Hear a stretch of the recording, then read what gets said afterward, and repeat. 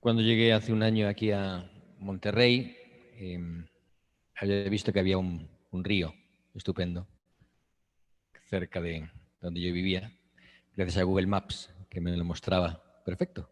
Y yo no pregunté hasta que llegué aquí. Cuando llegué aquí vi que había un cauce sin agua. Y me sorprendió bastante, pero pregunté, bueno, pero primero qué desilusión. Yo esperaba ya pasear junto al río. Un río estupendo, no sé, me imaginaba cualquier cosa. Y me encontré con un cauce seco. Y yo preguntaba, bueno, ¿qué sentido tiene un cauce seco? Y me decían, bueno, es muy importante porque si no hubiera un cauce, cuando viene el huracán, como ha pasado este año, pues el agua iría por cualquier parte, ¿no? Se arrasaría, podría arrasar la ciudad. Gracias a que hay un cauce, ese río tiene agua algunos días al año, o cada cierto tiempo tiene agua por lo menos. Pero gracias a Dios que existe un cauce vacío. Y pensaba que bueno, algo así tiene que ver con nuestra propia vida, ¿no?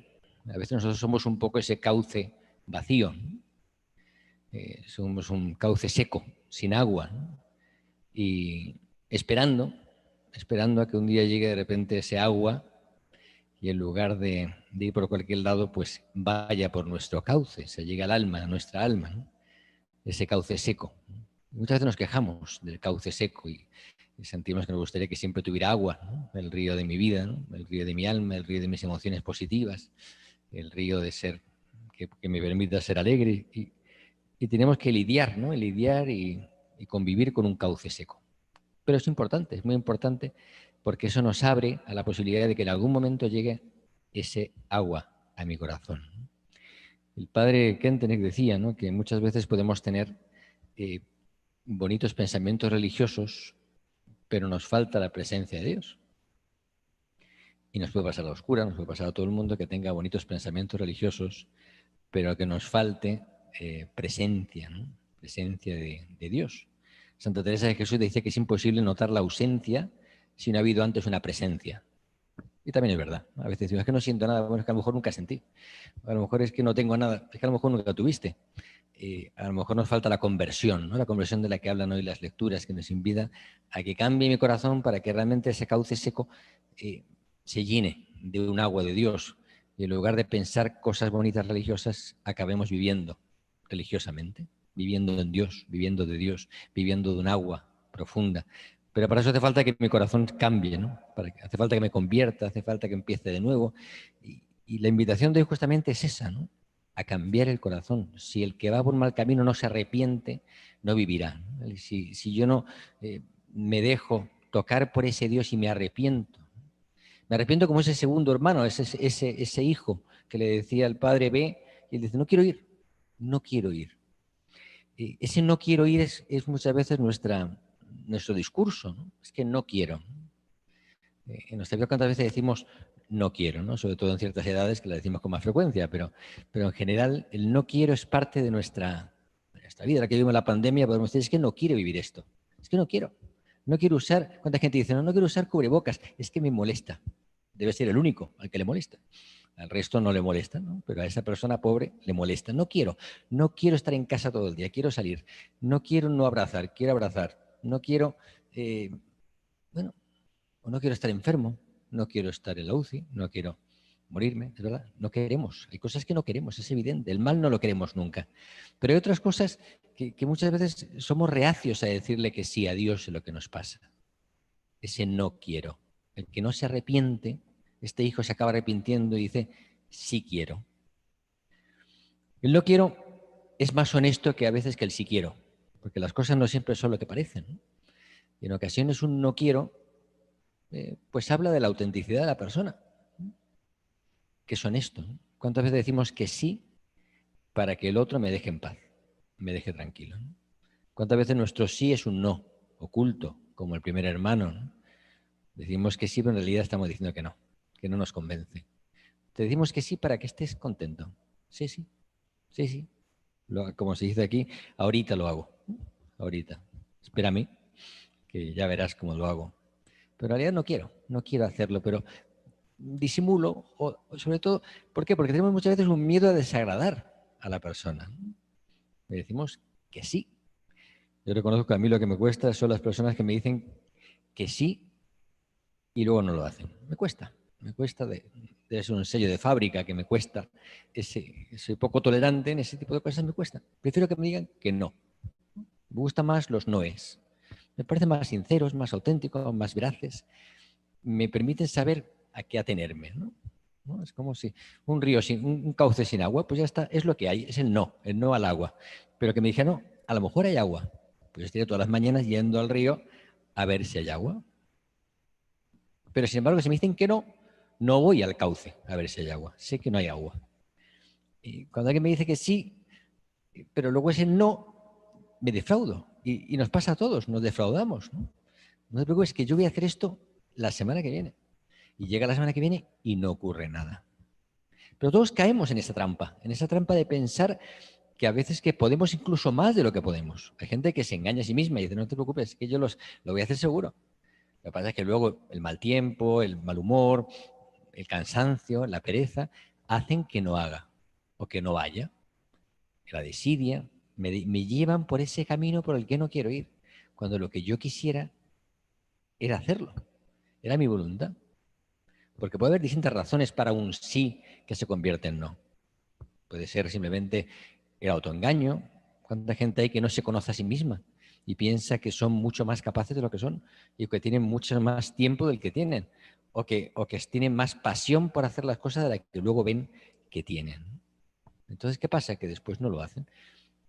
Puede haber la razón simplemente, como decía antes, del miedo a que alguien se enfade, enoje conmigo, que alguien no quiera, porque le he dicho que no. Entonces ya no me va a querer, ya no me va a volver a pedir nada, porque le he dicho que no. En el sí y en el no, también eso es importante saberlo y a veces nos cuesta distinguirlo. Lo importante es saber qué es lo que Dios quiere, porque no siempre quiere lo que me piden. Porque se me pueden pedir cosas que a lo mejor no las quiere Dios para mi vida. O me pueden ofrecer cosas que a lo mejor no es lo que Dios quiere.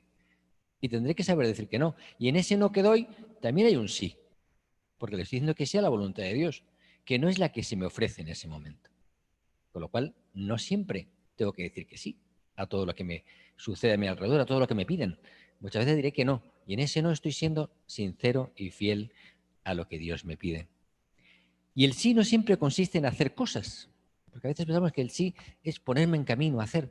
Muchas veces el sí que Dios me pide es el sí de María, que el sí de María es más que un sí, porque el sí de María no es tanto un sí, como lo interpretamos a veces, de ponerse en camino, de ir hasta Ain Karem para ir a su prima, que ahí sí que es activo, por supuesto, pero ese es el sí a servir a su prima Isabel. El sí de María, el sí primero, el de la Anunciación, es un fiat. Y el fiat en realidad no es un sí activo, es sobre todo un sí pasivo. Es dejarse hacer, es dejar que Dios entre a mi vida. Muchas veces el sí pasivo nos cuesta mucho. El sí cuando no puedo hacer algo y necesito que otros me ayuden. El sí a dejarme ayudar. El sí a dejarme servir. ¿A cuántas personas les cuesta cuando están enfermos que otros los cuiden, los ayuden?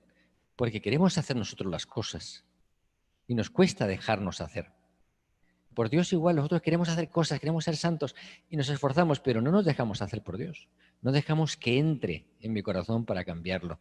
No dejamos que nos turbe con con su entrada en nuestra vida. No nos dejamos. El fiat, que es el verdadero sí, el sí más completo, que es el de María, supone un dejarse hacer, un abrirse a Dios, un abrirse incluso a los demás, a no ser útil y a dejarme cuidar por otros. ¿Cuánto nos cuesta que tengan compasión de nosotros, que se acerquen a nosotros por compasión y nos cuiden y estén atentos a nosotros y nos ayuden? No, queremos ser nosotros los que hacemos las cosas. Dar ese fiat, que es el fiat de Jesús en realidad, en Getsemaní, que fue dejarse hacer por Dios a través incluso de una muerte tan horrible, ese fiat de Jesús, ese fiat de María es el que nos cuesta. Hoy escuchábamos que Pablo nos pedía, ¿no? Y nos invitaba, San Pablo, a tener los pensamientos y los sentimientos de Cristo. El verdadero sí es el de Jesús, ¿no? el que tiene y el que tiene que ver con los sentimientos que lo acompañan. Un sí con los sentimientos de Jesús, porque el verdadero sí es un sí humilde, es un sí misericordioso, es un sí que integra, es un sí que no se siente el mejor. Es un sí pobre. Ese es el sí de Jesús. Pablo nos invita a que nos asemejemos a Cristo en el sentimiento. Y para eso tenemos que darle el sí a Dios. Solamente cuando nuestro cauce, que está ahí esperando a que venga Jesús a tocarnos, a cambiarnos, la verdadera conversión, es para acabar sintiendo como Jesús siente. Un corazón manso, un corazón humilde, un corazón pobre, un corazón alegre, un corazón fiel. Un sí verdadero. El sí de Jesús fue un sí siempre verdadero. Nunca dijo una cosa por otra, nunca dejó de hacer aquello que dijo que iba a hacer. Esos corazones, los corazones como el de Jesús, son los realmente santos, los que han sido tocados por Dios, son los que no hablan bien de Dios, sino en el sentido de tener buenas ideas sobre Dios, sino que viven a Dios, lo llevan dentro. Y su cauce no está seco, porque por ahí pasa el agua. Y ese agua no es para ellos, sino que llega a otros. Justamente el sentido del cauce es que el agua llegue a otros corazones. Y muchas veces nosotros vamos a hacer ese cauce para otros. Vamos a dejar que el agua de Dios pase por nosotros para que llegue a otras vidas. Pero para eso tengo que dejarle a Dios que entre, que sí. Me tengo que dejar hacer. Me tengo que dejar tocar, aunque me duela, aunque me cueste, aunque suponga renunciar a tantas cosas, aunque suponga vaciarme de mi propia agua para que por mí pase el agua de Dios.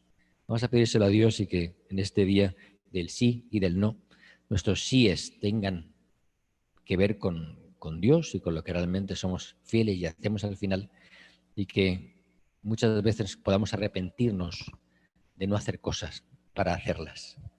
La actitud del segundo hermano, ese que dice que no, con sinceridad, porque no lo siente en ese momento, después cambia. Que yo sepa también cambiar mis decisiones para seguir a Jesús. Que sepa cambiar mis decisiones para amar a los demás. Que sepa decir que no, pero luego que sí, para estar con Dios y para estar con aquellos que están a mi alrededor. ¿Cómo es mi sí? ¿Cómo es mi forma de reaccionar cuando me piden algo? ¿Cómo es mi forma de abrir el corazón para que Dios entre en mí? Hoy Jesús nos interpela para que nuestro sí sea sí y para que nuestro sí nunca se convierta en un no a lo que Él nos pide.